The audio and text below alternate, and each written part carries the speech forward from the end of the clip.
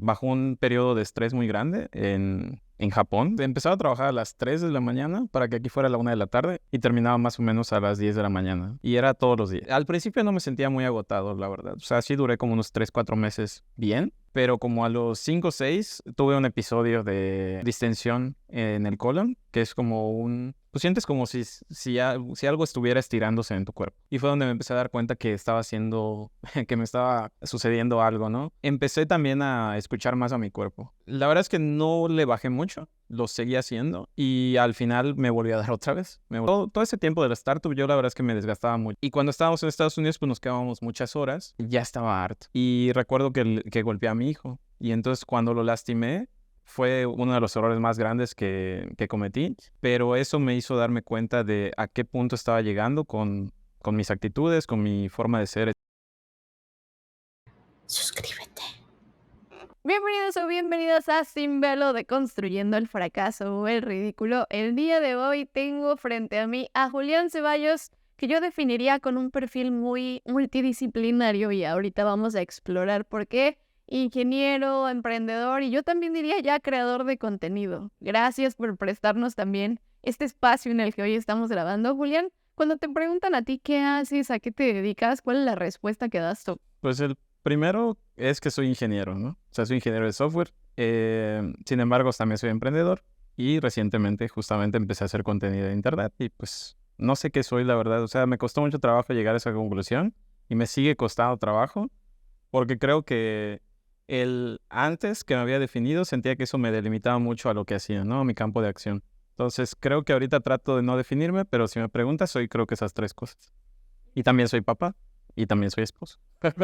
Exacto, que son roles importantes también, ¿no? De repente me pasa mucho, creo que actualmente se habla más, que es esto de tú no eres la etiqueta que te pusieron ni en tu trabajo, ni en tu familia. Entonces esas son como características que tienes, pero que realmente no describen quién eres tú. Y hay como muchas disertaciones filosóficas, yo diría incluso de quién eres tú. Algunos dicen, tú en este momento, en este espacio, las cosas que le gustan a tu alma. Así que antes de irnos a los temas del podcast, si tuvieras que definirte pero sin ninguna etiqueta puesta por la sociedad, ¿qué es lo que dices de ti? Mis características, yo creo que soy muy creativo, soy muy curioso y internamente soy muy feliz, aunque a veces no lo demuestra mi carácter, pero soy muy, muy alegre, ¿no? Me gusta hacer bromas, me gusta pasármela bien. Entonces creo que es eso, o sea, trato de pasármela bien, realmente. Y bueno, ahora vamos a temas un poco más difíciles, vamos a ponerlos así, pero que siempre traen una oportunidad, que son el fracaso y el ridículo, porque de eso se trata este podcast. Así que te quiero preguntar, para ti, ¿qué es el fracaso? En términos generales, yo creo que el fracaso es simplemente que algo que esperas que suceda, no sucede, ¿no? Por ejemplo, no lo sé, si quieres llegar a tiempo a algún lugar y no llegas a tiempo, pues bueno, eso es para mí un fracaso, ¿no? Digo, y desde lo elemental, ¿no? Sin embargo, creo que lo importante no es el fracaso, sino todo lo que pasa alrededor del fracaso, ¿no? No lo sé, o sea, ha habido ocasiones donde yo esperaba que sucedan cosas, no suceden al final, pero suceden otro montón de cosas alrededor que a veces son más enriquecedoras, a veces no, pero creo que cada uno tenemos la capacidad de llegar al punto donde nos sentimos cómodos con el fracaso, ¿no? Y apenas recientemente empecé a sentirme más cómodo con el fracaso, pero creo que es, bueno, para mí, ¿no? Querer algo y que al final no suceda, ¿no? Me llamó mucho la atención eso que decías sobre que recientemente te has sentido más cómodo con el fracaso, porque me he estado preguntando mucho si hay algunos eventos detonadores que nos hacen reconciliarnos con este concepto y poder verlo desde otra perspectiva. ¿Qué crees tú, si es que existió? ¿Cuál fue ese evento para ti que te hizo conciliarte con que el fracaso te podía traer diferentes perspectivas? Creo que no es uno. Creo que no hay un punto específico. Creo que más bien, pues ha sido todo el tiempo, yo creo, más bien. O sea, es la suma de todos los acontecimientos, más bien lo que me ha llevado a esa conclusión. Porque, pues he tenido todo tipo de fracasos, ¿no? Digo, si los contabilizo, y de hecho una vez hice un ejercicio de ver qué cosas son, bueno, una vez en terapia hice un ejercicio de qué cosas son mías y qué cosas son de mi familia y cosas por el estilo. Y mientras lo hacía, justamente hice otro ejercicio de errores que he cometido, ¿no? Porque una cosa es el fracaso para mí y otra cosa son los errores. Empecé a hacer una lista de errores que había cometido y son Entonces, creo que no lo definiría como un punto. Sin embargo, el tema de desarrollar contenido sí es un tema que me costó trabajo dar el salto. Y no he dado el salto al 100%. Digo, tengo una fuente de ingresos que no es generar contenido, que creo que es bastante sano, al menos para mí, porque estoy haciendo el contenido y lo estoy haciendo como un hobby, ¿no? Pero sí, este tema de hacer contenido fue algo que me costó trabajo porque me reconecta con una parte de mi infancia, porque yo desde niño hacía cosas relacionadas a contenido. En ese entonces no sabía qué era, obviamente, porque pues, si estoy hablando de cuando había un teléfono, me regalaron un Nokia 5120, creo que era, en la secundaria, y después me regalaron un StarTAC, donde tenía grabador de voz de 1 minuto o 30 segundos, no me acuerdo. Y con esos 30 segundos hacíamos grabaciones con mis amigos en la calle, ¿no? Entonces, siempre lo he tenido y siempre me ha gustado, pero no lo hice durante mucho tiempo. Y cuando empezó YouTube y todo este show, pues lo veía, pero lo veía desde lejos porque ya estaba en la carrera, ya me estaba preparando para otras cosas y pues no le presté atención, ¿no? Entonces, cuando ahora de adulto lo quise hacer, fue como justamente eso de quitarme mi etiqueta de ingeniero y de tecnólogo y de esto y entrar a este otro tema que pues sí, pues puede ser juzgado de cierto modo, ¿no? Y yo lo juzgaba en algún momento por la cantidad de contenido que hay, etcétera, etcétera. No, me empecé a sentir más cómodo porque empecé a ir a terapia, porque empecé a trabajar en mi espiritualidad desde hace 8 años y apenas ahora empieza a rendir frutos. Y hice esa transformación de mí mismo para decir, bueno, ok, sí, soy tecnólogo, pero también puedo emprender y no necesariamente emprender en tecnología, puedo emprender en otras cosas, puedo decidir hacer contenido, puedo decidir hacer otra cosa y está bien, ¿no? Ahora sí que lo del ridículo lo puedo hacer. Entonces digo, pues sí, o sea, ya ese punto lo crucé y apenas me empiezo a sentir más cómodo. Al final creo que es un trabajo constante, no creo que lleguemos a un punto donde nos sintamos súper bien fracasando, ¿no? Qué interesante, dijiste muchas cosas que te quiero preguntar de varios espacios que tocaste ahorita. Lo primero es esta diferencia que hacías entre el error y el fracaso. ¿Cuál es la línea que diferencia estos dos conceptos para ti? Creo que el fracaso yo lo veo como cosas muy, muy concretas, ¿no? O sea, como eso, cosas que no ocurren.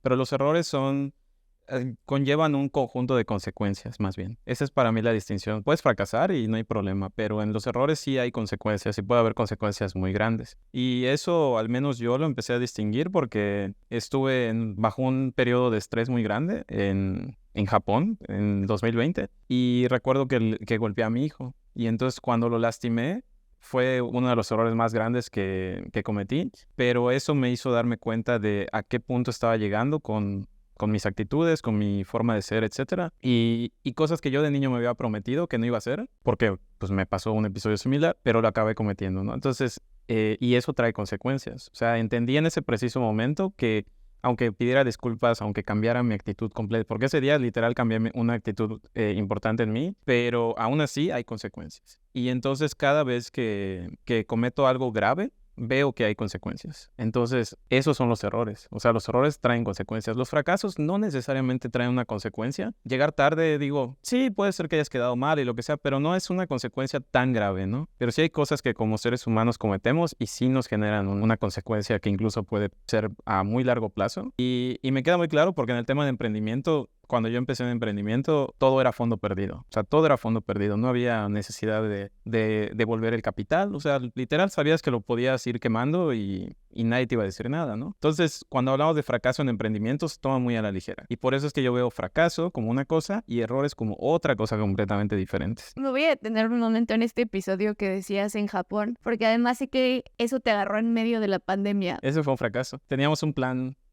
de viaje. Yo estaba empezando una empresa en 2019. Entonces, yo en 2019 estaba empezando una empresa, que es la empresa actual que tengo de tecnología para restaurantes. Pero cuando me invitan a formar parte de la empresa, yo ya había hecho un plan de viaje con mi esposa de 1 año por el mundo. ¿Por qué? Porque un día, cuando nos casamos, mi esposa y yo queríamos irnos a Canadá. Y un día un amigo me dice, oye, vente a Ciudad de México, hay un muy buen salario, un buen trabajo, la chingada, no sé qué. Bueno, ¿qué voy a hacer? No, pues esto de programador, la. Ok, bueno, eso quería hacer en ese momento y me estaban ofreciendo un buen salario cuando aquí acababa de cerrar mi primer startup y literal lo que dije, bueno, estoy harto de este rush, me voy a meter algo más tranquilo, pero cuando vi cuánto me iban a pagar aquí en Mérida, dije, no, están locos. Entonces, cuando justamente me ofrecieron eso, dije, pues sí, vámonos. Nos fuimos para Ciudad de México y interrumpimos ese plan de irnos a Canadá. Cuando ya estábamos ahí, después de 9 años más o menos, un día me levanté y le dije a mi esposo, oye, ¿sabes qué? Interrumpimos ese plan porque no lo intentamos continuar. Y dijimos, sí, está bien. Entonces, cuando eso pasa, me pongo a pensar en los papeles, aplicar para la residencia, cómo aplico para la residencia, tengo que conseguir un trabajo, o tengo que meterme a estudiar algo, o mi esposa se tiene que meter a estudiar, y hay que llenar la documentación para eso, etcétera, etcétera. Y me puse a pensar y dije, ay, no, qué hueva. Entonces dije, no, qué flojera. Y no estoy seguro de si Canadá es el mejor lugar para nosotros, ¿no? Mi hijo tenía 5 años en ese momento. Entonces, bueno, empezamos a pensar qué onda. Y un día me levanté y se me ocurrió una grandiosa idea. Le dije a mi esposa, oye, ¿sabes qué? En vez de que nos vayamos a un lugar, ¿por qué no exploramos 4 lugares? ¿Qué lugares te gustan? Y me dice, no, pues a mí me gusta Grecia. Bueno, a mí me gustaría conocer Japón. Vámonos a Italia y vámonos a Londres. Y de paso nos queda Toronto, y podemos pasar a Toronto y ya regresamos a México. Te digo, ¿qué te parece? Pues sí, vamos a hacerlo. Bueno, ok. Acababa de empezar mi empresa, pero mis socios ya sabían. O sea, bueno, me invitaron a los 2, 3 meses unos socios a formar parte de esta empresa. Y les dije, ¿saben qué? Ya yo tengo un plan de viaje el siguiente año y no lo voy a interrumpir. Así que si quieren ser mis socios, pues las condiciones son que en 6 meses, en enero más o menos, del 2020, yo voy a viajar. Y me dijeron, sí. Vamos a hacerlo, porque siempre he pedido socios que entiendan que me permitan el estilo de vida, ¿no? Entonces dije, bueno, voy a hacer mi empresa de algo que me gusta, que es la comida, de tecnología y comida, y voy a hacer mi viaje. Y entonces en enero nos fuimos a Japón, era el primer destino. Y llegamos a Japón y pues los amigos nos empezaban a mandar mensajes de... ¿Cómo están? ¿Cómo está la pandemia ahí? Y yo, no está aquí, está en China. Ah, pero es lo mismo, ¿no? No, no es lo mismo, es otro país, no sé qué. Y ya saben, los estereotipos, ¿no? Entonces ya estaba todo tranquilo, la verdad, y no lo sentimos al principio, hasta que nos agarró más o menos en abril, ahí en Japón, y nos tuvimos que quedar de enero que llegamos, nos fuimos en octubre del mismo año. Y los demás destinos, pues valieron más, obviamente. Claro, ¿no? Yo creo que estos cambios, como tú decías, que de repente se pueden ver como fracasos, vienen acompañados de un montón de frustración, porque creo que parte de la frustración viene también cuando hay expectativas. Y en este caso tú ya tenías un plan fijo, ya estaba, supongo que también como algunas de las actividades programadas, era una conversación que tenía ciertas expectativas en medio. Y no sé honestamente si haya una mejor manera de navegar la frustración. Yo personalmente soy muy mala con eso. Es como yo soy de las personas que se les cancela el plan, grita, llora, patalea, o sea, todo reacciono mal siempre. Entonces te quiero preguntar como, ¿crees que haya una mejor manera de navegar la frustración cuando esas cosas suceden? Creo que sí, es complicado llegar a ello, yo pienso, digo, tal vez a algunas personas se les dé más fácil que a otras, pero en mi caso lo que me ayudó mucho fue que yo ya, digo, ese plan, por ejemplo, perturbó muchas cosas porque, pues digo, estamos a 12 horas de diferencia, número uno, entonces para trabajar eran 12, 13 a 15 horas, depende del cambio de horario y todo. Fue pesado y estoy tratando de recordar como qué es, cómo lo tomé, ¿no? Porque sí fue complicado, pero al final lo que he aprendido en estos años es a dejar que se enfríe la cabeza, ¿no? Un poco. Creo que esa es una de las cosas que hago, que ya las hago automáticamente, ¿no? Entonces por eso estoy tratando de recordar qué hago. Pero es eso, número uno, dejar que mi cabeza se enfríe, ¿no? O sea, sí, ya pasó el fracaso, ya pasó el error, el problema, lo que fuera. Ok, ¿qué puedo hacer en este momento? Tal vez en este momento nada, ¿no? O tal vez sí, pero al menos dejar 5 minutos de espera, ¿no? Para que el cerebro como que ceda esa... Porque en nuestro cerebro sucede, y en nuestro estómago, sucede este disparo de sustancias químicas, ¿no? Donde el cerebro se empieza a revolucionar, el estómago se empieza a mover igual, y entonces lo mejor que podemos hacer es dejar que ceda un poco la emoción, porque pues es una emoción al final de cuentas. Y creo que esa es una forma de, ¿no? O sea, dejar que esa energía baje y ya después, entonces, ahora sí, un poco más, no necesariamente quiere decir que estés con la cabeza fría, pero ya un poco más con distancia ya lo puedas tomar mejor, ¿no? Y también verlo con perspectiva yo creo que ayuda mucho. O sea, digo, también algo que nos perjudica a nosotros es, y bueno, lo digo desde mi punto de vista, es el control. Y yo particularmente soy muy controlador. Entonces, el hecho de saber que soy controlador, pues igual me obliga a desarrollarme como una persona menos controladora, ¿no? Justamente lo que mencionaba de la preparación espiritual que he tenido es eso, es saber que con qué skill set vengo, pero no necesariamente casarme ese skill set, lo que decías de la definición, ¿no? O sea, si me dicen o yo sé que soy muy serio, bueno, pues puedo trabajar en ser un poco más extrovertido o muy introvertido, puedo ser más extrovertido. Si yo sé que soy controlador, trabajar en dejar un poco de controlar las cosas, ¿no? Si la gente opina de mí algo, pues puedo cuestionarme si yo lo considero y si es algo que no me hace sentir feliz, pues lo puedo cambiar. Entonces, sí considero que el tema del control es una cosa, ¿no? Dejar el control, o sea, dejar un poco que las cosas fluyan. Creo que eso ayuda mucho y esperar, ¿no? O sea, el tiempo. Creo que el tiempo ayuda mucho. Ahorita que hablabas del autoconocimiento, yo estoy segura de que es una de las principales herramientas que tienes para transformar lo que sea que tú quieras de ti mismo. Pero lo que no estoy tan segura es cómo hace uno para llegar a ese lugar, ¿no? Como que el autoconocimiento parecería fácil porque como que todo el mundo identifica algunas características que tiene o a lo mejor nos han repetido algunas personas que están alrededor nuestro, nos señalan algunas características que tenemos, pero ahorita decías, no compararte las que no son y la gente externa a lo mejor está confundida y tú sabes que viene de otro lugar. ¿Cómo le haces o cómo ha sido tu camino para reconocer quién eres y transformar las cosas que quieres de ti? Todos tenemos una muy buena referencia, que es cuando teníamos no lo sé, digo, algunos tienen memorias, algunos tal vez no, pero yo creo que entre 3 y 9 años, eso que eras en ese momento creo que es una muy buena referencia de quién eras. Bueno, he escuchado personas que hablan de hecho, a mí me decían, ¿no? Y justamente fue por lo que comentaba del episodio que ocurrió con mi hijo, es que me marcó mucho porque dije, justamente pasó a los 6 años y me habían dicho, lo que pasa a los 6 años de una persona lo define para siempre. Y entonces cuando pasó dije, o sea, qué pendejo. Pero bueno, pasó y me puse a analizar eso, ¿no? Entonces yo creo que tenemos una buena referencia, ¿no? Todos, que es entre 3 y 9 años, quiénes éramos, qué te gustaba, qué hacías. Y a mí siempre me ha gustado el tema de emprendimiento. Siempre me ha gustado, o sea, yo literal me acuerdo, creo que a los 7 años o algo así, 8 años más o menos, pusimos en la casa de una amiga y pusimos ¿cómo se llama? Una sábana gigante y cubrimos porque iba a ser un circo adentro, ¿no? Entonces tenían que pagar 10 pesos la entrada a las mamás de la calle para entrar y ver a sus propios hijos actuar, ¿no?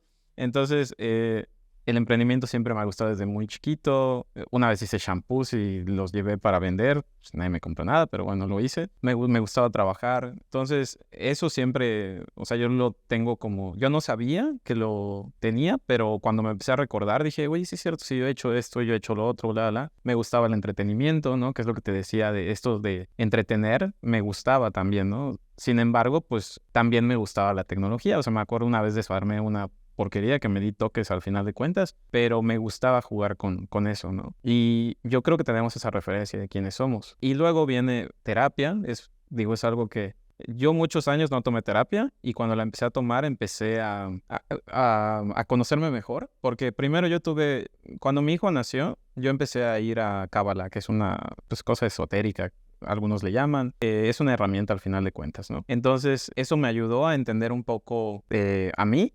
y cómo funciona más o menos la vida, ¿no? A un nivel general. Y cuando empecé a ir a terapia, pues ya pude contrastar porque ya tenía a alguien que me retaba. O sea, el terapeuta, pues al final lo que hace es retarte y hacerte que esa historia que tú te cuentas, pues realmente ver si es algo que es cierto o es algo que te estás contando nada más, ¿no? Entonces, ese reto, yo siento que es algo que ayuda mucho a que... La otra vez estaba escuchando un podcast y justamente hablaban de si meditas, digo, mucha gente habla de la meditación, ¿no?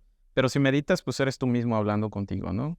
Y si hablas con un terapeuta, pues hay otra persona al menos que te ayuda a contrastar lo que estás diciendo. Y si estudias un poco de cómo funcionan los seres humanos, de cómo funciona la vida, de cómo cosas del pasado se siguen repitiendo ahora. Mi esposa estudió constelaciones familiares. Entonces, de todo, pues vas agarrando y vas construyendo, vas más bien entendiendo un poco mejor, ¿no? Yo creo que es un camino muy largo. Digo, no sé cuándo no sé si se termina en algún momento. Digo, me imagino que se termina cuando te mueres, pero pues no quiere decir que te hayas conocido, ¿no? Al 100%, pero creo que esa referencia de la infancia es una muy buena referencia de quién eres y luego a eso pues le pusiste todo lo demás, ¿no? Y depende de nuestra realidad es quiénes somos como adultos, ¿no? Entonces creo que es eso, una referencia muy buena es esa. Y la otra es irte alimentando de todo. O sea, si te interesa el budismo, pues está chido, pero no te cases con el budismo, vete a probar, no sé, en una iglesia. En una iglesia también se aprenden cosas, aunque digo, no estoy muy a favor de, pero también se aprenden cosas, ¿no? Entonces creo que de todo puedes absorber y platicando con la gente también. O sea, así como ahorita estamos platicando, pues podemos aprender el uno del otro, ¿no? Me gusta. Y me gusta mucho también el ejercicio primero de ir a recordar tus primeros años de la infancia, porque sin duda creo que ahí hay muchas respuestas y de pronto es más sencillo de lo que parece el ejercicio. Es como solo es ir a recordar, a observar fotos viejas, a ver qué se documentó por ahí. Oye, hay dos preguntas que se me quedaron en el medio también de lo que estabas contando ahorita. Una es sobre las startups, porque nos contaste que tenías primero un emprendimiento, luego cambiaste a un segundo emprendimiento, y a mí me parece que despegarse de las ideas tampoco es tan sencillo. Yo lo he visto con otros emprendedores que de repente tenían una idea, la querían mucho, la hicieron crecer, pero llegó un momento por situaciones externas o porque incluso ellos mismos ya no se sentían bien con la idea, que tocaba soltar.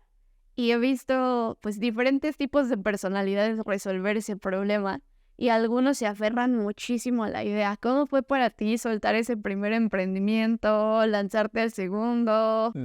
Algo que ayudó al primero es, ya estaba cansado. Ya estaba muy cansado del primero. Eso ayudó mucho. No es la mejor forma definitivamente, pero ayudó. Porque sí, la primera idea que hicimos era una tipo red social. Era como un álbum colaborativo de fotos. En ese entonces, pues, había, que era iPhone 1, creo, iPhone 2 tal vez. Hicimos una aplicación donde tomabas fotos, creabas un álbum colaborativo e invitabas a tus cuates con el link para que bajen la aplicación y suban sus fotos. Entonces estaba padre, ¿no? Pero no sabíamos cómo monetizar, entonces pues nos invirtieron en un fondo, nos fuimos a San Francisco, fuimos al South by Southwest, que era antes el activador más grande que había para startups, o bueno, estaba de moda, no sé si era, pero estaba de moda, ¿no? Y cuando estuvimos ahí, estuvimos un mes, casi 2 meses en Estados Unidos, entre South by Southwest y luego irnos a pitchear a un edificio de Microsoft ahí en San Francisco, donde iba a estar Dave McClure, donde iban a estar gente de Techstars, de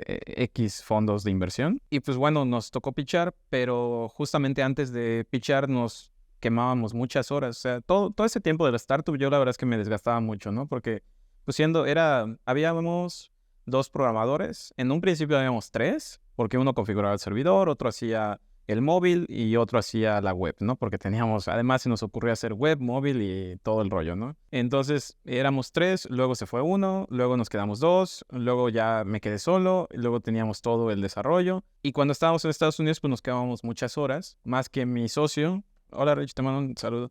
Era muy picky con el diseño, era diseñador gráfico y era muy, muy picky. Entonces literal era sobre pixel perfect, ¿no? Entonces ya estaba harto. O sea, literal, estaban cerrados. O sea, estuvimos 1 mes y medio, 2 meses casi, encerrados, juntos trabajando en pulir el producto, sin requerimientos de clientes. O sea, no era como que hubiera un cliente diciendo nada. Éramos nosotros mismos autoexigiéndonos tonterías, que eso luego me ayudó en la vida, pero autoexigiéndonos cosas. Y cuando llegamos ya estábamos cansados. Entonces, cuando regresamos aquí a Mérida, literal, creo que estuvimos trabajando 1 mes, un poco más relax, hasta que lo cité en un café y le dije, ¿sabes qué? Ya estoy agotado, quemado y yo no veo esto para dónde va. Quiero ya dejarlo y tomarme un descanso y hacer otra cosa. Y así fue. O sea, no es el mejor desenlace, la verdad. Digo, he aprendido 5 veces más o menos. O 6, un poquito más tal vez. Pero, digo, no ha sido tampoco un chorro. Pero sí, cada uno tiene su diferente circunstancia, ¿no? En otro caso fue porque tenía visión diferente de mis socios. Entonces, pues yo no me veía con la visión de mis socios. Mis socios, pues no se identificaban con mi visión. Y pues al final yo decidí, pues saben que pues, yo me voy para otro lado. Ellos se quedaron con la empresa, intentaron continuar, pero pues yo me fui para otro lado. Ya llevábamos 2 años y medio más o menos trabajando en la startup y así fue. O sea, realmente y la que más he tardado ha sido con esta que tengo ahora, porque antes pues obviamente emprendía algunos pilotos, prototipos y cosas, pero pues eran más fáciles porque pues cuando la idea nomás no cuaja, pues es más fácil dejarla, ¿no? Y la otra pregunta, de hecho, que te quería hacer está muy relacionada a lo que acabas de contar ahorita de sentirte cansado. Y es que cuando me estabas contando que estabas en Japón trabajando con 12 horas de diferencia, yo tuve la oportunidad de trabajar 1 mes en realidad nada más en Alemania y la sede de la empresa estaba acá en Latinoamérica. Entonces yo tenía que empezar a trabajar, pon tú, como a las 4 de la tarde y terminaba como a la 1, 2 de la mañana si algo había salido mal y yo tenía que resolver. Y estuve pues un lapso de unas semanas nada más y terminé con la cabeza bien frita. O sea, fue como yo ya no soporto esto, no me gusta. Además, en la mañana, según yo, iba a aprovechar para visitar y conocer todos los lugares increíbles que hay allá y en realidad no, o sea, terminé bien cansada. En la mañana obviamente no me quería parar porque me había dormido a las 2 de la mañana. Entonces no tenía energía tampoco para hacer mi expectativa de cómo iba yo a utilizar ni siquiera mis 12 horas, sino las 16 horas que yo estaba despierta en ese momento. Y pues obviamente tú estuviste más tiempo que un mes trabajando, pero finalmente algunas de esas decisiones, no solo esa, me llevaron a autoexplotarme a mí misma a un nivel que no era sano para mi cuerpo. Y yo creo que no hay momento de mi vida, de mi historia, en la que yo me haya sentido más mentalmente y físicamente drenada que cuando hacía como todas esas exageraciones y me autoexplotaba un montón para lograr quién sabe qué cosas. La verdad, si soy honesta, como que ahorita que lo veo pasado, digo, no sé para qué estaba haciendo todo eso. Entonces, el cansancio yo creo que ha sido como de mis grandes males, porque anímicamente me tumbó mucho autoexplotarme en sí.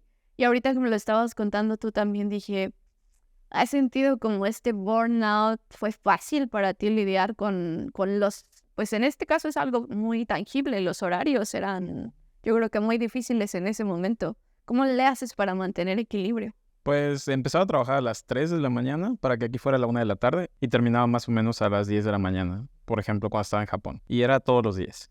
Y de hecho, bueno, lo único que hice fue cuando llegué, pedí una semana porque dije, quiero una semana, no, 3 días creo.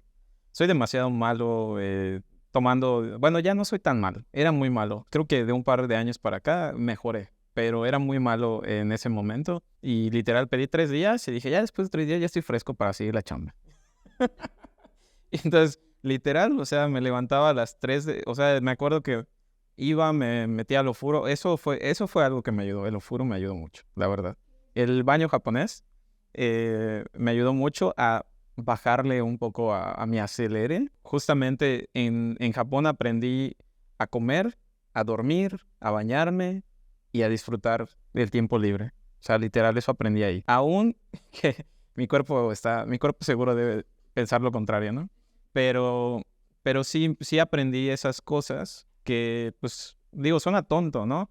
Pero la realidad es que no sabemos comer, no sabemos descansar, no sabemos pasar el rato. Hay muchas cosas que no sabemos hacer bien. Y sí recuerdo que eso fue una cosa que me ayudó en ese momento, ¿no? Tomarme un tiempo para bañarme, disfrutar de las cosas, etcétera. Pero sí terminé agotadísimo, 10 meses me la chuté. Bueno, 9 meses me la chuté así, de más las responsabilidades, porque pues yo no iba solo, llevaba a mi hijo y llevaba a mi esposa en el viaje, entonces había que salir a pasear, ¿no?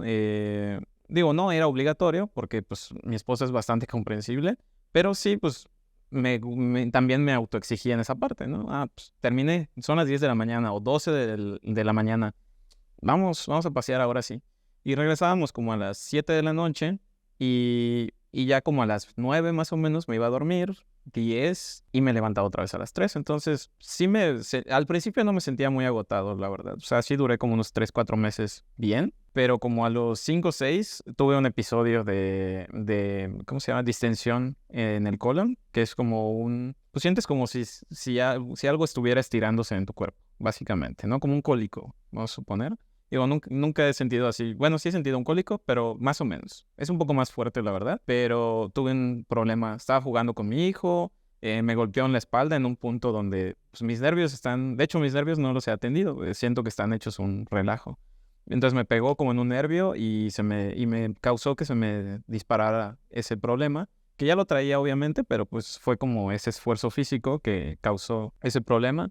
Y fue donde me empecé a dar cuenta que que me estaba sucediendo algo, ¿no? Empecé también a escuchar más a mi cuerpo, porque yo ya sé cuando me estoy quemando, en qué parte de mi cuerpo siento. Y usualmente es como en la espalda media, que empiezo a sentir que se empieza a tensar mi espalda. O aquí. Entonces empieza a tensar mi músculo. Y entonces como que empecé a aprender a escuchar mi cuerpo. Esa distensión sí fue un llamado de atención muy grande. La verdad es que no le bajé mucho, lo seguí haciendo y al final me volvió a dar otra vez, me volvió a pasar.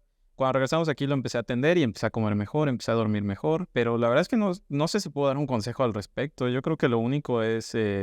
me tomo más mis tiempos ahora. Yo era de las personas, bueno, sigo siendo porque todavía a veces lo hago, de que si, no sé, el código o el proyecto se puede cerrar en menos tiempo, lo trato de hacer. Y es como de, pues, nadie me lo está pidiendo, la verdad. Entonces es como, no, o sea, ahora ya trato de darle un poco más de tiempo, ¿no? Por ejemplo, este lugar donde estamos, justamente lo saqué de la casa para hacer el esfuerzo de moverme al lugar y trabajar en ese lugar. Y cuando me voy de aquí, pues ya no estoy trabajando, ¿no? O sea, yo trabajé pues desde el 2017 hasta ahora, hasta este año, principio de este año, trabajaba todavía en casa, ¿no? O sea, mi oficina era o el comedor, o el sillón, o un escritorio que ponía, pero pues al final todo está combinado y acaba trabajando en todos lados. Y eso fue una cosa que sí me ayudó a separar, ¿no? Físicamente, separar. Porque mentalmente lo haces cuando estás de home office, pero la realidad es que no funciona muy bien. Al menos para mí, ¿no? No hacía esa distinción y de pronto me cachaba como en la hora de la comida siguiendo trabajando, ¿no? Porque tenía la computadora al alcance y pues la abría y ¿qué más, no? O sea, estoy checando un correo. Sí, pero pues checas ese correo y te lleva al administrador. Y luego el administrador te lleva a una conversación. Y luego la conversación. Entonces, decidí hacer eso. Creo que al menos creo que ese sí es un consejo, ¿no? Separar físicamente los espacios de trabajo y de descanso, creo que es importante. Hacer tiempos, creo que es importante igual, ¿no? O sea, ahorita, por ejemplo, de 5 en adelante yo ya no trabajo. Y suena muy godín. Y yo antes me quejaba de esa gente, ¿no? Pero digo, mejor que bueno, viven más feliz la sociedad y creo que van a vivir más tiempo, ¿no? Y me empecé a quitar exigencias de encima, ¿no? No, tengo que generar más, no, tengo que producir más. Me di cuenta eventualmente que la educación que me habían insertado, el chip que me habían insertado era de producir, producir.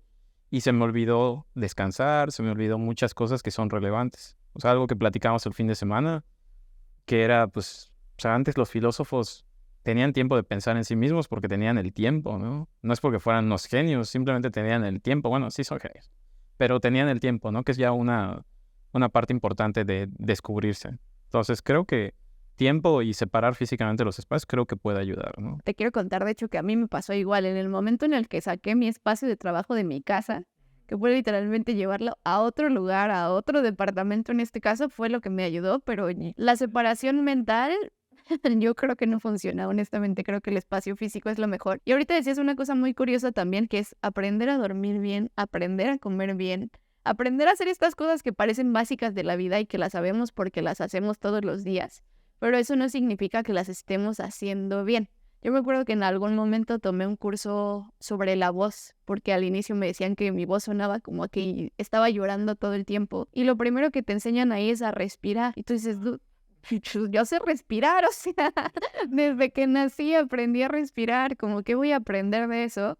Y me di cuenta de que por cosas de la vida, porque yo estuve estudiando danza hawaiana en algún momento, los maestros siempre te decían, mete la panza. Entonces pasaban y te picaban incluso el ombligo para que mantuvieras el estómago adentro. Y me di cuenta de que ese hábito de tratar de tener la panza adentro no me estaba dejando respirar, porque resulta que para respirar tienes que distender tu estómago. Y entonces es una cosa muy básica, pero me di cuenta de que la estaba haciendo mal gracias a ese curso que tomé sobre voz y cómo respirar mejor. ¿Qué aprendiste tú o qué hábitos viste? ¿Qué estabas haciendo mal sobre la comida, sobre la dormida? ¿Qué descubriste? Pues yo soy una persona que literal se tarda 5 o 10 minutos en bañarse, número uno. Y pues digo, está bien, o sea, aquí se entiende, porque el agua solo fluye en una dirección y se desperdicia, y es la realidad. En Asia, y bueno, creo que solamente... Bueno, no, existen las aguas termales en varias partes de Asia, pero en Japón en particular, pues como han sistematizado varias cosas, el ofuro hicieron el baño y lo sistematizaron. Y entonces tienen este proceso donde, pues sí, te bañas, o sea, te quitas toda la piel muerta y todas las bacterias del cuerpo, y después llenas la tina, y la tina tiene un sistema donde vas recirculando el agua. Entonces, tú ya te quitaste la piel muerta, te metes al agua, vas a liberar todavía más piel muerta, pero pues literal te venden bueno, es que todo está diseñado, ¿no? Es un país funcional, entonces todo tiene una función. Entonces vas en las tiendas Shenzhen y compras una red que quita tu piel muerta y la puede usar la siguiente persona. Y además las tinas tienen sistema de pues recirculación para medir limpiando el agua que se mantiene en la tina y además la va calentando. Entonces si tú quieres hoy bañarte en la tina, te metes y ahí estás, te quedas ahí 20, 30 minutos, una hora si quieres, lees un libro, y sabes que esa agua, pues le quitas con la redcita esto, va a recircular el agua y si no la usas hoy, tienes como una tapa que es retráctil, tapas y ahí se va a mantener el agua y al día siguiente la puedes hacer que recircule para que se caliente y te vuelves a meter. Entonces, las condiciones existen para que tú puedas realmente relajarte y meterte a tomar un baño. En cuanto a la comida, uno de los principios del viaje era vivir como local, que recientemente me di cuenta qué tipo de viaje me gusta hacer a mí, ¿no? Y una de las ideas era vivir como local porque pues si nos íbamos a ir a vivir a uno de esos 4 lugares, pues queríamos vivir lo más cercano a la experiencia para saber qué íbamos a vivir, ¿no? Pero me di cuenta que es una de las cosas que me gusta hacer. Entonces yo mis viajes ya no los planeo sobre ir 2, 3 días, ¿no? Sino mínimo un mes, ¿no? Y si se puede más, mejor. Entonces, ahí en Japón íbamos al súper, íbamos a la tiendita, íbamos a la tienda de tofu, que son usualmente tiendas pues locales, donde no hablan inglés. Entonces también te forzaba a tener que hablar el idioma, ¿no? Entonces aprendí a comprar esas cosas que venden ahí y a prepararme comida con esas cosas que venden ahí y investigar por qué comen eso, ¿no? Entonces me puse a investigar mucho, me puse a ver cómo tienen todo sistematizado, o sea, tienen todo tan sistematizado que pues comer una sopa nutritiva te toma hacerla 5, 10 minutos, ¿no? Para 2, 3 personas. Entonces me di cuenta de, por ejemplo, el combini, tú vas y compras Fresh and Cut, que es ya toda la verdura lista, verdura saludable, no solamente lechugas, sino tienes zanahorias, papas, etcétera, etcétera. Tienes carne, ¿no? Para la proteína. Y vas teniendo todos los complementos listos y solo los mezclas en un bowl y haces una ensalada y ya está, listo, ¿no? Aprendí muchas cosas de la comida, aprendí que hay comida para verano, aprendí que hay comida para invierno y todo eso que fui aprendiendo, pues cuando regresé aquí me di cuenta que aquí no que no sabía ni prepararme comida balanceada, pero también ahí es más fácil porque todo está listo, ¿no? Entonces aquí pues literal aprendí a cocinar porque yo creo que algo que nos pasa mucho, al menos en México, es que tenemos herramientas, pero no siempre nos volvemos expertos en las herramientas. Y es algo que sí tienen en ese país, ¿no? Donde se vuelven expertos usando la herramienta. O sea, por eso hay maestro en sushi, por eso hay maestro en haciendo espadas, por eso hay un maestro haciendo esto, porque se especializan, ¿no? Y en la casa es lo mismo. La ama de casa o el padre que se quede, digo, es un país machista todavía, entonces no hay muchos papás que cuiden niños, pero hay las herramientas para que quien sea pueda perfeccionar su arte como ama o amo de casa, ¿no? Entonces, cuando regresé aquí, pues me vi cambiando ciertos hábitos, ¿no? Entonces, ya como usando temporizador para la estufa, comprándome una estufa eléctrica, comprándome ciertas cosas que me ayudan a hacer más fácil mi vida. Entonces, tanto cocinar como comer, lo aprendí ahí y fue porque tuve el tiempo y porque tuve que resetear mi cassette. El mejor consejo que me dieron en Japón es si quieres vivir aquí, porque hubo un momento en que entre si podíamos irnos o no, pasó por nuestra cabeza quedarnos a vivir ahí. Iba a ser complicado, pero dijimos, pues igual y nos la rifamos. Pero me dijeron, la mejor forma de vivir en Japón es olvídate de todo lo que sabes, porque no vas a tener una transición armoniosa si estás siempre contrastando lo que sabes con lo que estás aprendiendo. Entonces me dijeron, olvídate de eso. Y cuando me dijeron eso fue como una revelación y dije, sí es cierto. Entonces, te digo, empecé a experimentar las cosas de un modo diferente.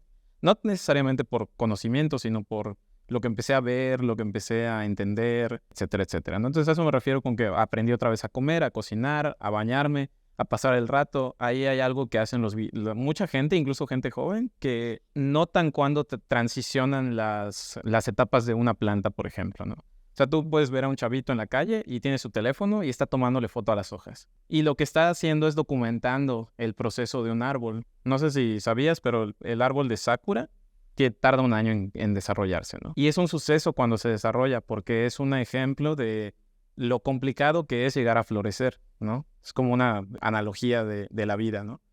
Y todo eso lo tienen muy impregnado en la cultura. Entonces, aprendí a pasar el rato, aprendí a observar cosas que no observaba y, por ejemplo, de aquí te puedo decir, pues, he visto cómo van evolucionando plantas, diferentes plantas. O sea, aquí tenemos una locura de ecosistemas Y eso también es rico. Entonces aprendí a percibir también la realidad que vivo. Entonces como que aprendí muchas cosas por el hecho de vivir una realidad pues 180 grados completamente distinta. Y eso es lo más rico que me llevé de eso. Órale, qué bonito. Y como dices, trasladarlo acá. Ahora voy a salir de mi casa y voy a observar el guaje que tengo allá afuera y vamos a ver cómo florece, cuándo florece. Se me hace bellísimo que las cosas que aprendes en otros lugares te las puedes traer a donde ahora estás y te dan una perspectiva distinta. Ahora vamos al segundo espacio del podcast, que ya lo decías, es el ridículo. Y ya me contaste o ya me adelantaste que estás bastante conciliado con este concepto. ¿Qué es para ti el ridículo? Yo creo que es algo que te hace sentir vergüenza, o al menos yo así lo siento, ¿no? Por ejemplo, grabar el podcast o salir a la calle o ese tipo, y con la cámara en la mano, todavía me da un poco de vergüenza, ¿no? ¿Por qué? Porque pues mucho tiempo en toda mi educación fue eso, fue señalado como algo, pues no negativo, pero algo ridículo, ¿no? Entonces, ahora que lo hago, pues por eso es que me siento más conciliado, porque ya lo puedo hacer, ¿no? Pero creo que es eso para mí, la ridiculez. Es algo que te hace sentir un poco de vergüenza, ¿no? No porque sea algo negativo, sino porque simplemente es señalado.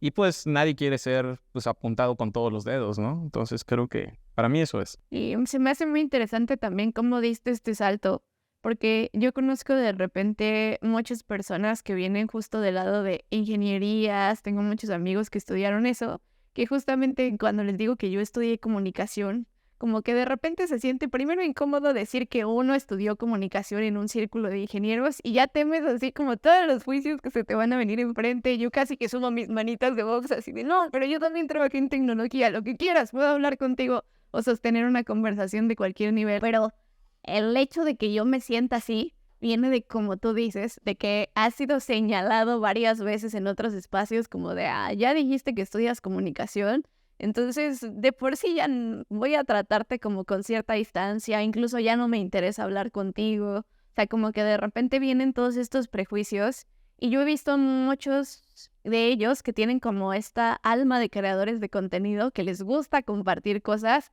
pero que justo por esos juicios no se atreverían nunca a estar en TikTok, por ejemplo, o a abrir su red social y decir que ahora son YouTubers. Entonces, ¿qué fue o hubo algún momento, algún hecho, algún pensamiento que te hiciera cruzar esa barrera de antes pensaba que eso no era para mí porque otras personas lo señalaban, pero ahora sí lo voy a hacer? Pues sí, principalmente porque busqué mi propia felicidad. Un día me valió madres y dije, pues, que digan lo que quieran, no vale madre y ya.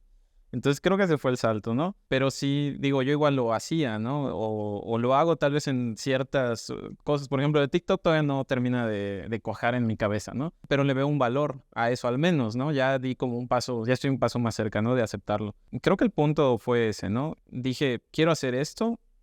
Recordé, te digo, conecté con ese momento. Yo literal, mi primer computadora grababa canciones en el micrófono todo pedorro de una compa que tenía. Entonces grababa canciones, ilustraba, hacía cosas y eso era mi alma creativa. Digo, al final, yo de hecho, yo no me considero muy buen programador y creo que eso me ayuda mucho a poder poner en una media las cosas. Cuando yo me di cuenta cuando yo me di cuenta de que tenía un alma creativa, dije, ok, ¿por qué estudié tecnología, no? Y me di cuenta que lo que me llevó a eso fue porque me gusta crear. O sea, me gusta crear cosas. Entonces, realmente el medio pues es eso, nada más es un medio para lograr lo mismo. O sea, puedes crear en el arte, puedes crear en tecnología, puedes crear con investigación, puedes crear en un laboratorio, en fin, hay varias formas de crear. Y al final, pues un creativo no deja de ser un creativo, ¿no? Hay gente que no es creativa, bueno, o sí es creativa, pero no lo sé, o es más manual, por ejemplo, hay gente que es muy manual. También son creativos, o sea, entonces realmente es como cada uno decide qué medio va a tomar. Y yo decidí tomar el medio de tecnología inicialmente, pero yo ya venía de tratar de hacer algo del tipo de entretenimiento, ¿no? Que es lo que te decía, de literal un día en la noche con unos amigos grabamos en ese telefonito 30 segundos de puras bromas que nos estábamos con un cuentito que inventamos, todos riendo, cagándonos de risa porque era muy cómico para nosotros. Y no existía nada donde lo pudiera exponer, ¿no? Entonces ahora que hay las herramientas, siendo un adulto y habiendo ido a terapia, fue que pude reconciliarme y dije, ok, vamos a hacer lo que ese niño quería hacer. No lo podía hacer porque era un niño. Tenía papás que no lo dejaban hacerlo o tenía lo que fuera. Pero ahora ese niño ya hay un adulto que lo puede llevar a hacer lo que quiera. Entonces, pues es reconectar con el niño interior y ahora ese niño, pues yo sí lo puedo llevar y que logre lo que quiere lograr, ¿no? Y eso fue algo que aprendí en terapia. O sea, eso yo no lo había entendido hasta que empecé a ir a terapia. Y justamente mi primer tema de terapia era ese, el del niño interior. Y no fue intencional. Yo, digo, llegué sin saber que quería trabajar ese día, pero la terapeuta me fue llevando y me dijo, bueno, lo que hay que trabajar es esto. Y luego leí un libro que es muy bueno, que se llama, creo que Reconectando con tu niño interior, lo escribió una autora española, y entendí, y me ha servido mucho porque me pude ver, es un libro que te va narrando cada etapa de la vida, y cuál es el desarrollo natural de las personas, ¿no? O sea, que vive una persona entre los 1 y 6 años, que vive una persona entre los 6 y los 12, creo, de los 12 a los 15, de los 15 a los 18, bla, bla, bla. Y te va explicando las etapas. Y yo era, y sigo siendo todavía, una persona que se trata de saltar sus etapas de vida, ¿no? O sea, como crecí con gente, como no tuve una infancia, pues, 100% feliz, no es que no me la hayan dado, porque me dieron muchas cosas, pero pues desde mi punto de vista, en ese momento antes de trabajar en terapia, no era una infancia ideal, ¿no? Como la de mis amigos, porque siempre tienes a comparar. Entonces, al final, a lo que empecé a llegar fue a eso, a trabajar mi niño interior, y me fui a terapia, y en terapia tuve ese trabajo, y eso fue lo que me ayudó a saltar y decir, bueno, ese niño quería hacer entretenimiento, vamos a hacerlo ahora, porque ya hay un adulto que lo puede acompañar, ¿no? A mí lo que más me aterra del ridículo es justo que nos paralice hacer las cosas que nos hacen felices, que no nos deje permitirnos vivir esos momentos. Y me parece que cuando logras pasar esa barrera mental, en realidad también todo a lo que le tenías miedo, muy pocas veces se me hace que realmente pase. O sea, yo digo, ahora que te dedicas al contenido, algún amigo se ha burlado de ti, te han dicho como, oye, no sé por qué estás haciendo eso. O sea, como que realmente la expectativa que te detenía es así cuando cruzas esa barrera. Pues no, de hecho creo que ni les interesa lo que estoy haciendo. No, o sea, no sé quién me ha dicho algo, digo, negativo, ninguno. O sea, todos, pues, no sé, le han dado like tal vez, por compromiso, por lo que fuera, pero ninguno ha llegado a decirme, oye, te ves ridículo haciendo eso, o no lo hagas, o no sé, algo por el estilo, ninguno.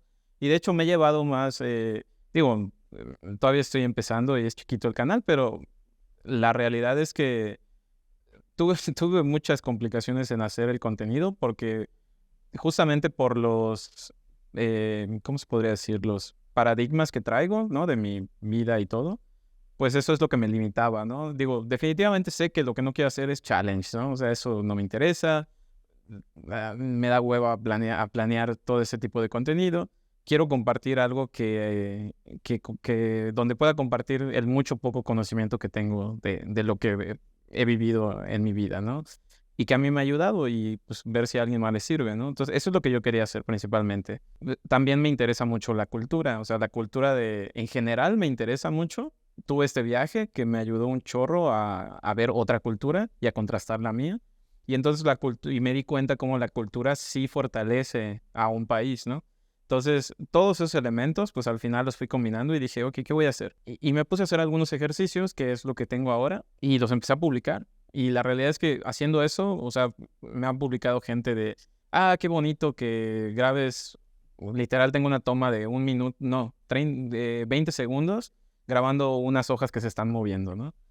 Pero es justamente haciéndole honor a eso, quiero compartir que eso no lo ves, ¿no? O sea, en tu día a día, eso que se está moviendo una hoja y que te quedes parado viéndola, no lo ves. Y justamente me han llegado, digo, no muchos, ¿verdad? 1 o 2 comentarios de gente diciéndome eso y es donde veo retribuido mi trabajo, ¿no? Que esa también es una de las razones por las que decidí hacer contenido, porque quería hacer algo donde viera retribuido el esfuerzo de mi trabajo. Porque en tecnología yo sentía que no lo recibía. O sea, en tecnología, pues haces un software, lo lanzas y, pues, productos exitosos, pues reciben 10,000 instalaciones, 100,000 instalaciones, 1,000 instalaciones, las que quieras, ¿no? Pero es un número, no es una persona diciéndote, oye, qué chingón estuvo eso que hiciste, me ayudó un montón. No es así. Y eso es donde yo ya no sentía que recibiera esa retribución, ¿no? O sea, esa es la retribución que yo quería, ayudar. De hecho, yo empecé a hacer tecnología justamente por eso, porque quería cambiar, quería ayudar a la vida de las personas. Y cuando lo empecé a hacer, pues lo empecé haciendo por eso. Y estuve así 15 años, ¿no? Y después de eso empecé a cuestionarme Y fue cuando poco a poco empecé a explorar qué cosas quería hacer y fue que llegué al contenido, ¿no? Entonces, ninguna persona se me ha acercado y me ha dicho algo negativo.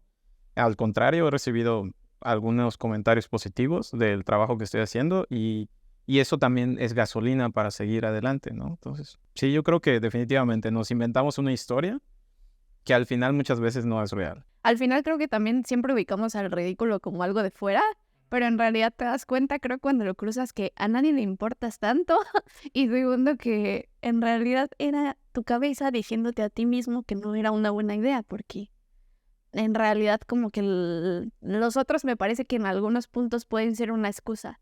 ¿Hay algo todavía que sientas que te puede dar ridículo en este punto, que sea un factor, algo en tu vida que tú digas, a eso todavía no me aviento por esa vocecita que me dice que podría ser ridículo? Tal vez sí, no lo he hecho consciente todavía. Digo, por ejemplo, si, no sé, cierto tipo de contenido todavía no es que me parezca, no es que me parezca que me vaya a ver ridículo haciéndolo, sino que todavía no le veo valor.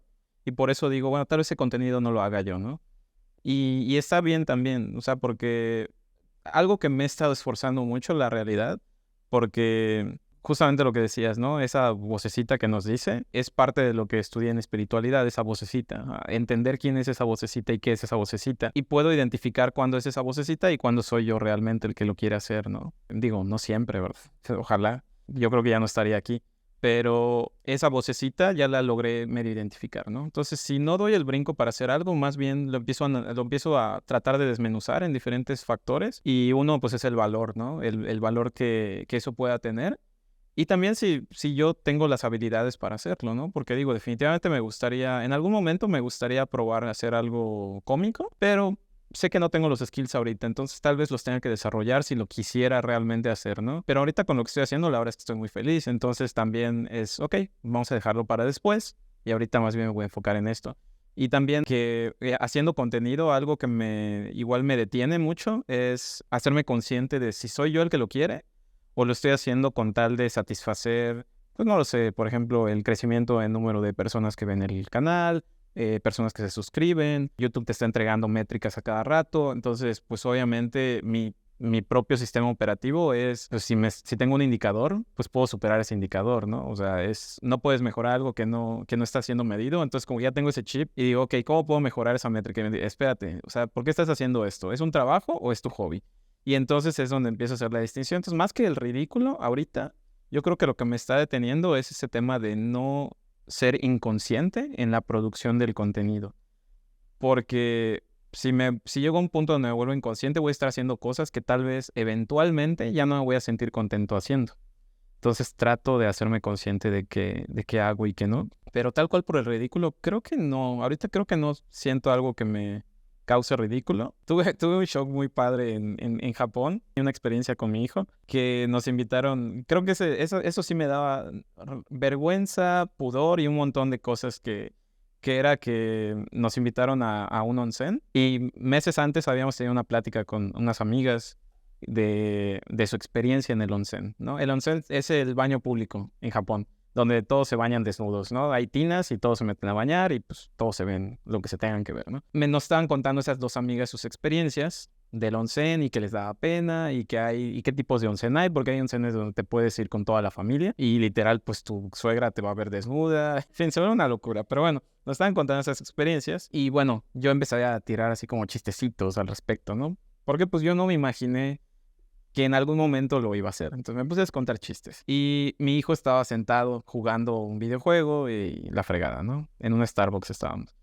Cuando nos tocó que nos invitaran al onsen, nos invitaron en la casa de unos amigos y nos dijeron, oigan, vamos al onsen, ¿quieren ir? Y yo dije, no, tengo una junta. Me inventé un pretexto. No tenía ninguna junta, me inventé el pretexto. Porque no, me daba pudor, ¿no? Yo crecí en una familia donde mi familia no me dio una confianza suficiente como para ir a bañarme con un montón de gente desnuda, ¿no? Eventualmente después de 3 veces que me lo dijeron, dije, bueno, me lo voy a perder y mi hijo no lo va a experimentar, yo no lo voy a experimentar, no voy a saber qué es, etcétera, etcétera. Y dije, no, sí, vamos. Y les dije, sí, vamos. Bueno, nos subimos al coche y mientras íbamos de camino, mi hijo, que en ese entonces escuchó esos chistecitos, uno de los comentarios que yo hice fue que yo nunca me iba a bañar con hombres desnudos, ¿no? Y digo, fue lo que él captó, ¿no? El chiste ni me acuerdo cómo era, pero me acuerdo de eso porque mi hijo se lo aprendió muy bien.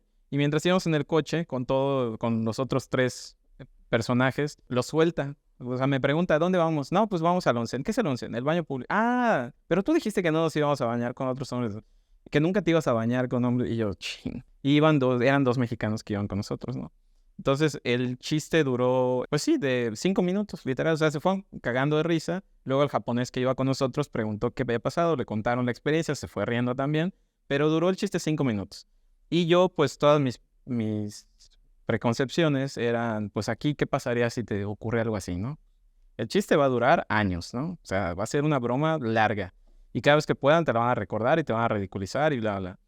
Y ahí no fue así. O sea, fue 5 minutos que duró, llegamos al lugar y era pues hora de la verdad, ¿no? Te tenías que desnudar, entrar, bañarte y todo. Y literal, pues cuando llegué ahí me tocó agarrar todas mis preconcepciones, hacerlas bolita, tirarlas y quitarme toda la ropa. Y chingue su madre. Y me la pasé muy bien. Y luego fui así como 4 o 5 veces más y me la pasaba muy bien.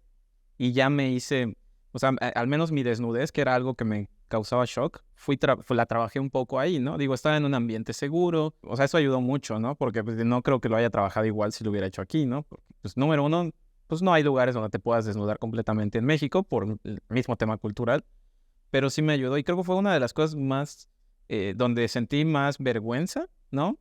Y la superé, entonces creo que pues ya superé mi desnudez física, o sea, algo físico tangible, pues creo que puedo dar esos brincos a otras cosas, ¿no? También te quería preguntar, hace un rato decías esto de la vocecita y diferenciarla de cuando sí eres tú y cuando es la vocecita, pongámosle ese nombre ahorita.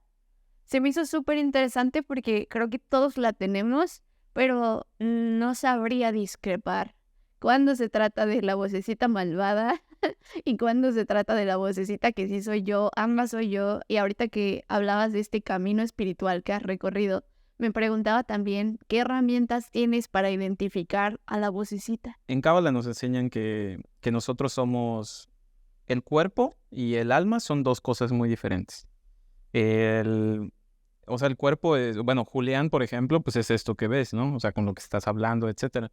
Pero mi alma es algo que no es, que físicamente no se puede ver ni tocar ni nada, ¿no? Es lo que, pues, lo etéreo, por así decirlo, la metafísica, etcétera, ¿no? Y es lo que hace que el cuerpo funcione. Entonces, como en Cábala nos enseñan a tratar de... No tienes que, digo, obviamente no toda la gente lo ve así. Yo creo que va más o menos por ahí, que no somos realmente pues lo que está aquí físicamente, ¿no? Somos algo más. Porque pues cuando mueres, pues no, el cuerpo se queda aquí, pero pues tu alma, ¿a dónde va, no? Entonces yo sí creo que existe el alma y creo que es lo que hace que opere este mecanismo, ¿no? Entonces, el cuerpo, como está arraigado a los 5 sentidos, pues tiene limitaciones físicas, ¿no? Pero en algunos casos, algunas personas han superado esas limitaciones físicas. O sea, hay gente que no podía caminar y camina. Hay gente que no podía hablar y habla. Hay gente que no podía comunicarse y de alguna forma u otra encuentra cómo comunicarse. Ha habido gente que puede superar los estándares físicos de velocidad o de lo que fuera, ¿no? Creo que sí existe el alma y haciendo esa distinción, en una clase de un maestro nos comentaba de, por ejemplo, la dieta, ¿no? El primer instinto que ocurre cuando alguien quiere hacer dieta es quiero hacer dieta para sentirme mejor. Eso es la voz, le decimos la voz verdadera, ¿no? La voz del alma. O sea, la voz que quiere, que lo desea. Y luego viene la voz le llamamos el oponente. En Cábala la palabra ego la descomponen como el gran oponente. Entonces te dicen, el oponente lo que quiere es que no logres esa meta. Entonces viene la voz de, es 24 de diciembre, mejor me espero al primero y ahí ya la aplico, ¿no? La voz del oponente te dice, no, pero necesitas proteína para sobrevivir, ¿no? Y solo la puedes obtener de la carne y la grasa sabe muy rica. Y si la grasa se quema, sabe dulce y las ensaladas saben insípidas y no sé qué y no sé qué y no sé cuánto, ¿no? Todas esas cosas son el oponente. Y el oponente lo único que hace es ponerte una barrera enfrente para que tú no logres llegar a la meta.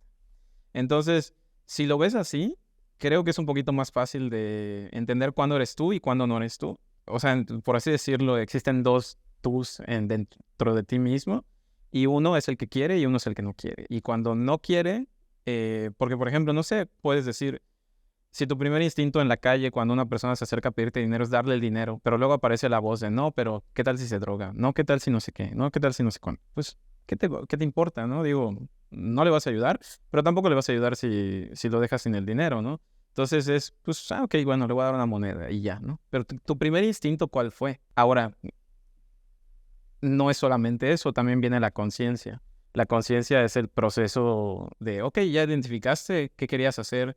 Por ejemplo, hay un ejercicio muy padre que nos explican de cuando quieres comprar algo, ¿no? Porque dije ahorita lo del primer instinto, entonces mucha gente puede decir, pues el primer instinto, sí, pues si quiero comprar un iPhone, pues me compro el iPhone. No, no, no, espérate. Hay que ponerle conciencia también a eso.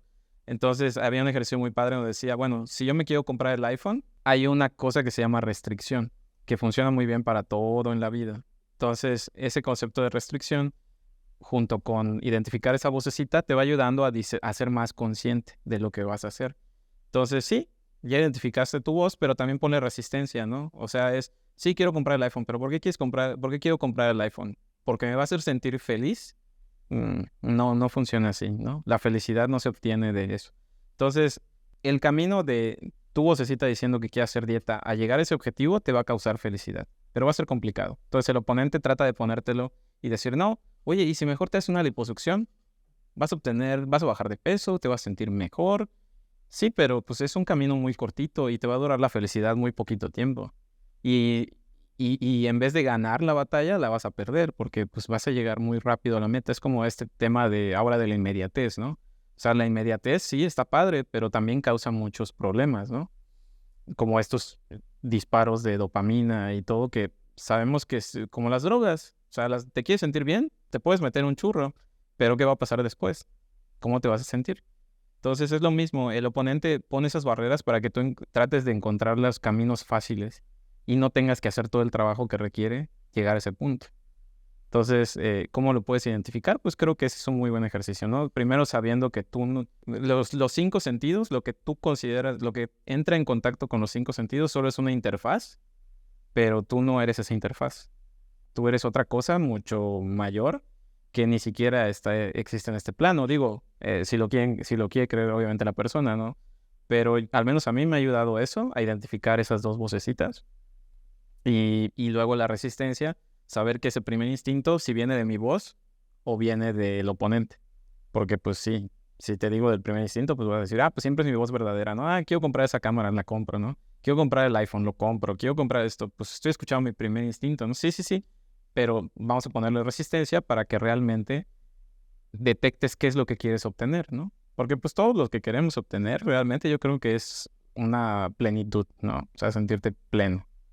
Y pues hay muchos caminos para llegar a esa plenitud. Voy a añadir ese concepto a mi mente, el gran oponente, e intentarlo ver. Oye, y la última parte de este podcast tiene que ver con la deconstrucción. Ahorita hablamos ya del fracaso, del ridículo, que son los dos temas que yo elegí para este podcast, pero creo que cada persona tiene sus retos personales y como un concepto con el que está lidiando. ¿Cuál es el concepto con el que estás lidiando tú? ¿Cuál es la palabra que quizá en este momento es tu nube y en el futuro encontrarás pues una manera de deconstruirla y quizá será diferente ese camino? ¿Cuál dirías que es tu batalla ahora? Pues yo creo que con lo que me estoy enfrentando, que es más grande para mí ahorita, es justamente eso que te comentaba de esto del contenido, ¿no? Y de ver métricas, de ver, digo, es muy fácil que te tomes con un video que, pues si lo pones en comparación con tu video, pues tiene, no sé, 2 millones de visitas, 200,000 visitas, 2,000 visitas, lo que sea. Y es muy fácil que el cerebro empiece a pensar de, bueno, ¿y tú cuándo vas a llegar a eso, no?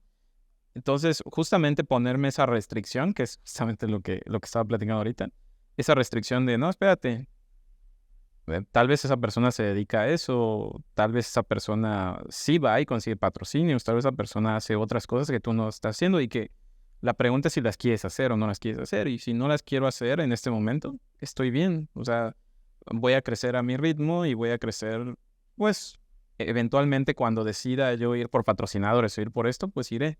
Pero como esto que dicen de hold your horses, es lo que, porque soy una persona que trata de manifestar muy rápido, ¿no? O sea, si, por ejemplo, si me dices ahorita, oye, esta idea, no sé, bueno, en ese entonces, ¿no? Era todavía peor. Cuando me dijeron, vamos a hacer esta idea de negocio, no sé qué, no sé qué, sí, claro que sí, mira, ya lo programé, ¿no? Y es como de, oye, espera, pues ni siquiera hemos platicado de cuánto va a costar, qué va a ser, qué, no sé cuánto. Y soy una persona que le gusta manifestar. O sea, se me da el tema de manifestar, entonces trato de manifestar pronto, ¿no? Además, soy controlador, entonces, o sea, toda la combinación de factores ayuda a que pueda inventarme esa historia y decir, pues, ¿cuándo vamos a lograr, no? ¿Cuándo vamos a lograr? Y de hecho, por eso igual me busca la gente, ¿no? Porque pues, sabe que manifiesto, entonces es como de, pues, vamos, ¿para qué? Porque hay gente que vive, digo, hay 4 tipos de personas según, ¿no? La gente que sí, digo, no me acuerdo de todas, pero las 2 que siempre me acuerdo son los que están en las ideas y los que están haciendo cosas, ¿no? Que puede haber combinación de las 2, ¿no? En diferentes personas. Y hay otras de no sé qué y no sé cuál. Pero esas 2 siempre las tengo en cuenta porque yo soy una persona que no se la pasa en las ideas, sino que trata de concretar. Pero a veces necesitas pasarte tiempo en las ideas y luego venir para acá. Entonces, eso de manifestar se me da, pero no lo hago de manera consciente. Entonces, creo que ese es mi reto ahorita. El aguantar los caballos en español, de no querer correr tan pronto, ¿no? Sino vámonos a un ritmo sostenible. De hecho, mi última startup, hay 2 modelos de startup, el modelo Zebra y el modelo Unicornio. Nosotros decidimos irnos por un modelo Zebra porque analizamos nuestra realidad y dijimos, a ver, espérate, mi socio acaba de tener un bebé, yo tenía a mi hijo chiquito, me iba a ir de viaje, mi otro socio tiene 2 hijos. Y dijimos, queremos que venga un inversionista con, ¿qué quieres? 1 millón, 2 millones de dólares, 3 millones de dólares y nos diga, tienes que crecer a un ritmo acelerado. ¿Qué tenemos que sacrificar para crecer a ese ritmo acelerado? ¿Lo queremos sacrificar? Y no queríamos sacrificarlo. Entonces, esa es mi batalla ahorita. Y lo veo tangible con el contenido porque en las startups también se miden las reglas, ¿no? Pero en esto del contenido lo veo mucho más tangible porque literal, pues solo a la primera vista de la página de YouTube tienes, ¿qué? Creo que 10 videos, ¿no? O sea, te alcanzas a ver 10 videos y lo primero que te llama la atención es el numerito de cuántas veces lo ha visto la gente. Y el thumbnail y todo eso. Digo, nosotros que somos generadores de contenido, ¿no? Entonces, justamente ese numerito es el que trato de que no me genere ninguna sensación, ¿no? Y es con lo que he estado trabajando ahorita. Entonces, pues mis videos, si los entras a ver, pues tienen poquitas vistas, pero está bien. Así es el ritmo de mi canal. Digo, también sé que no estoy haciendo videos de chismes ni videos de esto, que es algo que a la gente le encanta.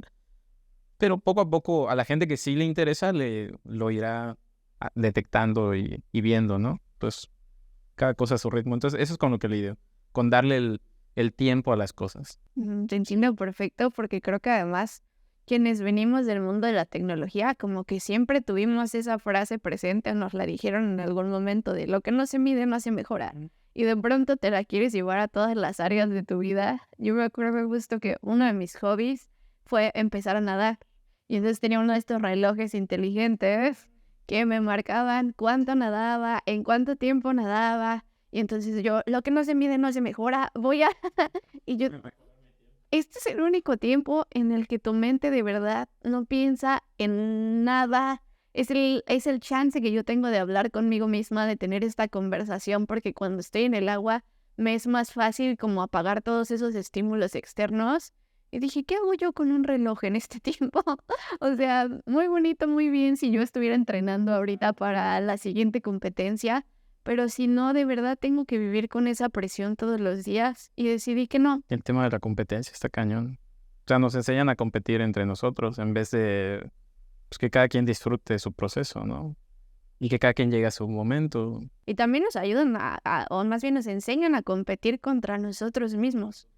¿Tú qué opinas de eso? Pues es lo que te digo, es con lo que batallo, o sea, es mi sistema operativo. O sea, a mí me enseñaron, mis papás eran muy exigentes conmigo, ¿no? Y entonces siempre estaban diciéndome, programándome en la cabeza qué tenía que hacer. De hecho, de las primeras cosas que me pasaron fue que en la universidad yo ya había entrado Y yo venía con toda la actitud de, ¿por qué no vamos a un congreso? ¿Por qué no vamos aquí? ¿Por qué no vamos allá? Y me tocó que me diga una profesora, cuando empezó el programa de tutorías en la universidad, me dijo, oye, Julián, te hicimos la prueba no sé qué, y aquí sale que tú no deberías estar estudiando ingeniería.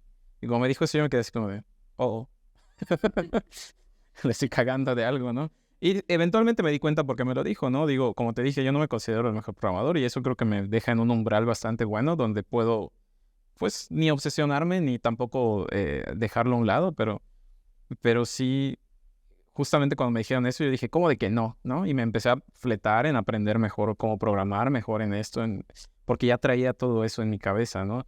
Me acuerdo, una vez llegué con mi madrina de primera comunión y le dije, yo quiero ser antropólogo.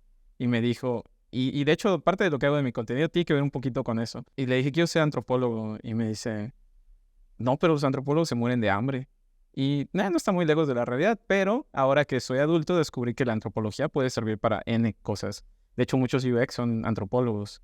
Entonces, pero bueno, el caso es que todas esas cosas que me iban enseñando, ¿no? Me iban retando a mí mismo a tratar de superarlas, ¿no? Ah, me dijeron que voy a morir de hambre, pues no voy a morir de hambre. Me dijeron que no soy bueno para esto, ah, pues voy a ser bueno para esto. Y entonces cuando tú mismo te dices cosas, pues obviamente vas en ese loop, ¿no? Como me dijeron que no debo trabajar más que nadie puede programar más de 6 horas. ¿Cómo de que no? Claro que sí, ¿no? Entonces ya entras en un modo automático donde cualquier estupidez, como lo de McFly en la película de Volver al Futuro, ¿no? Que le dicen gallina y se pone a hacer estupideces, más o menos similar, ¿no? O sea, tú mismo te van programando a esto de siempre superar, siempre superar, siempre superar, y cuando tú te empiezas a exigir, ya estás en ese sistema operativo. Entonces ya es como el tema de que te digas gallina a ti mismo, ¿no? Y empiezas a hacer estupideces donde pues pasan cosas como gente que entra en depresión, gente que entra en todo este tema mental y está grave, ¿no? Pues muchas gracias por este espacio, gracias por estar acá. ¿Dónde te seguimos en redes sociales? La de tu contenido, las tuyas, las de tu emprendimiento, ¿dónde te seguimos? En todos lados está Jules de la Tierra, en YouTube, en Instagram, en TikTok, en Facebook y ya. No tengo Twitter porque me tocó la época en que se convirtió tóxico y me salí, pero en todos lados está como Jules de la Tierra. Listo, pues ahí te vamos a seguir. Muchas gracias por compartir este espacio con nosotros y muchas gracias también a quienes nos están viendo. Nos vemos en un siguiente capítulo de Sin Velo de Construyendo el Fracaso y el Ridículo.